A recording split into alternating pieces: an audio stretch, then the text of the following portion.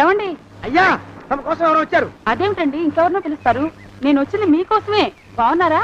బాగానే ఉన్నానమ్మా, ఇప్పటిదాకా బాగానే ఉన్నాను. ఇప్పుడు నువ్వు ఏమంటే అంటూ పిలుచుకుంటూ వచ్చావు. ఈ కథ ఏ మలుపు తిరుగుతుందో ఏమిటో. పిల్లలేరండి. మన అబ్బాయి గోపి ఏడి?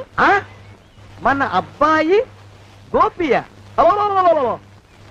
వాడు నాన్న కొంచెం తలనొప్పిగా ఉంది, ఇప్పుడే రైలు ఇంజిన్ కింద తలబెట్టి వచ్చేస్తానని వెళ్ళాడు. అమ్మాయి శాంతేది?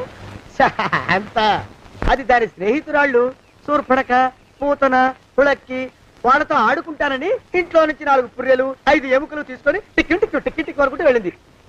ఇంతకీ నువ్వెవరు తల్లి? అదేమిటండి ఇంకా మీ చిలుపుతనం పోలేదన్నమాట. నేను గజలక్ష్మిని, మీకు పూర్వజన్మల భార్యని.